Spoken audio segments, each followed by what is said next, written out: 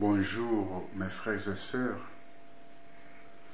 Aujourd'hui, j'aimerais vous parler de la pureté du cœur. Parce que notre Seigneur Jésus a dit, à Matthieu 5, verset 8, « Heureux les cœurs purs, car ils verront Dieu. » La chasteté est le lit des vertus. Et dès cette vie, elle nous rend presque semblables aux anges. Rien n'est beau que par la pureté, et la pureté des hommes, c'est la chasteté, disait saint François de Sales.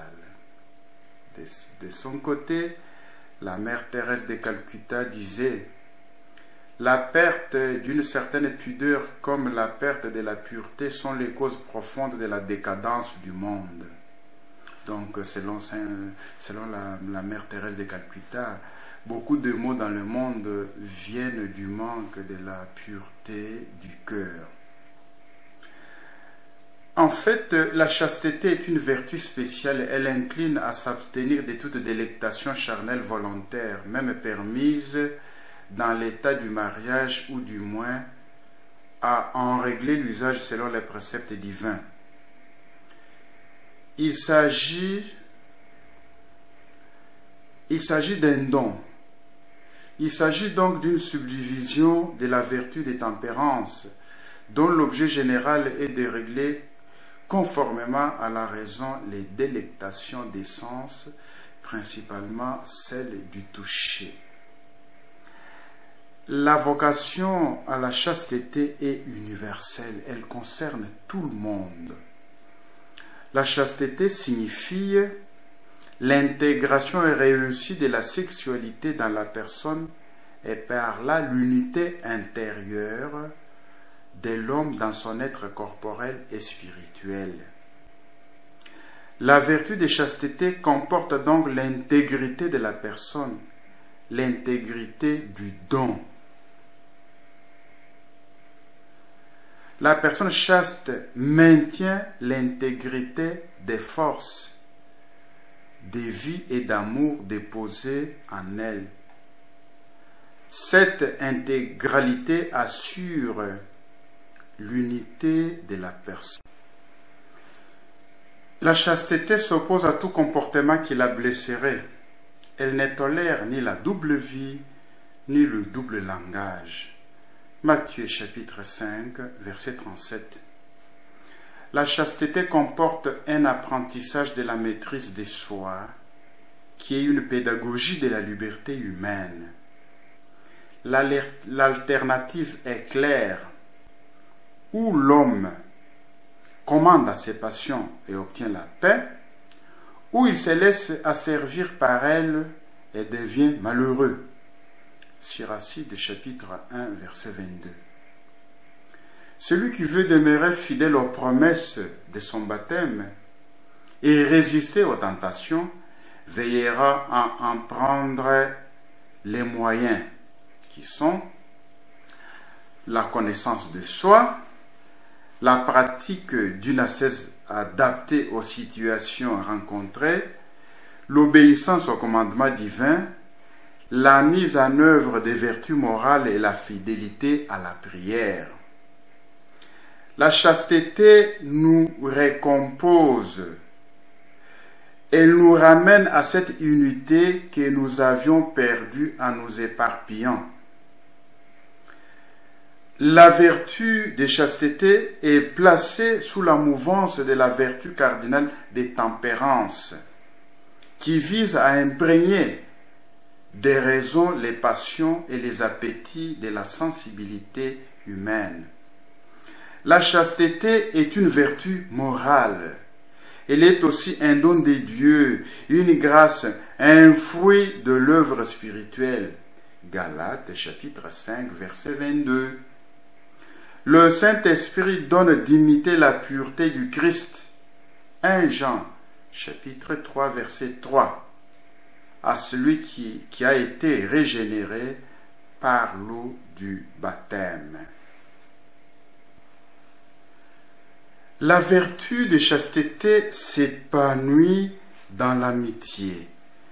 la chasteté est promesse d'immortalité. La chasteté s'exprime notamment dans l'amitié pour le prochain.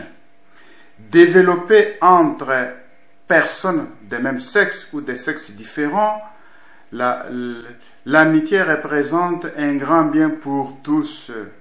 Elle conduit à la communion spirituelle.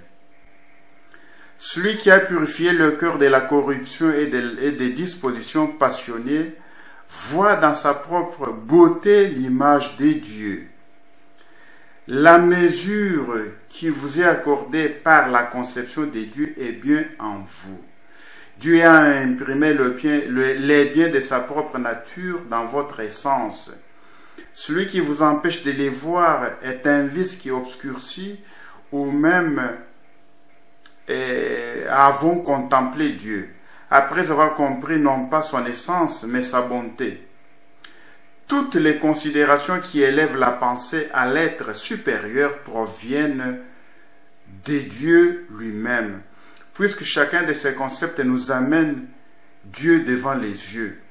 Le pouvoir et la pureté forment une représentation conceptuelle divine dans l'âme. Par conséquent, le Seigneur affirme la vérité et il ne pouvait en être autrement quand il promet au cœur pur qu'ils verront Dieu, car celui qui est invisible par nature devient visible à travers son activité lorsqu'il est contemplé dans ses biens. L'empreinte divine.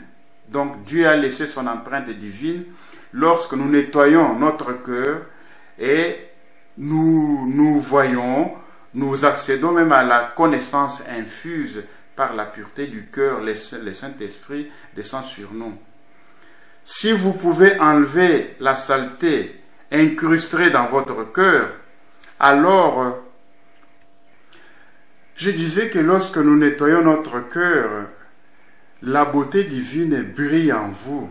Cette beauté brille même à l'extérieur de nous. Lorsque le cœur est purifié, et le visage aussi brille. Vous trouverez le bonheur parce que ceux qui ont le cœur pur, en regardant et en prenant conscience de leur propre pureté, reconnaîtront l'archétype, celui à qui il est généré. Comme pour ceux qui regardent le soleil dans un miroir, qui, bien que regardant fixement le ciel, voient le soleil dans la splendeur du miroir inférieur à ceux qui regardent directement. Alors, il vous arrivera que vous trouviez et reconnaissiez en vous l'image de Dieu, à la ressemblance de laquelle vous avez été créés. La divinité et la pureté, l'absence de passion et l'extériorité de tout mal. Si donc tout cela est en vous, Dieu est certainement en vous. Donc c'est un très grand secret de purifier notre cœur pour que l'image de Dieu puisse briller en nous. Lorsque votre pensée est purifiée de chaque vice, libre de toute passion étrangère et à toute tâche, que vous serez heureux par la clarté de la vue. Car purifié, vous pourrez percevoir et posséder ce qui est invisible pour ceux qui n'ont pas un cœur purifié. Il faut enlever l'obscurcissement matériel des yeux de l'âme. Nous arriverons à regarder avec bonheur dans le ciel pur de notre cœur la vision bénie. La pureté, la sainteté, la simplicité et tous les reflets lumineux de ce type sont des fruits de la nature divine à travers lesquels il nous est permis de contempler Dieu lui-même. Alors, frères et sœurs, il est impérieux de mener le combat spirituel afin de purifier notre cœur. La vidéo d'aujourd'hui n'est qu'une introduction sur ce sujet de la pureté du cœur, de la chasteté. Dans les prochaines vidéos, nous pourrons approfondir, surtout montrer les moyens pour arriver à la pureté du cœur et surtout vivre dans la chasteté du corps. Soit Laudetur Jesus Christus. Saint-Père Laudetur. À la prochaine. Au revoir.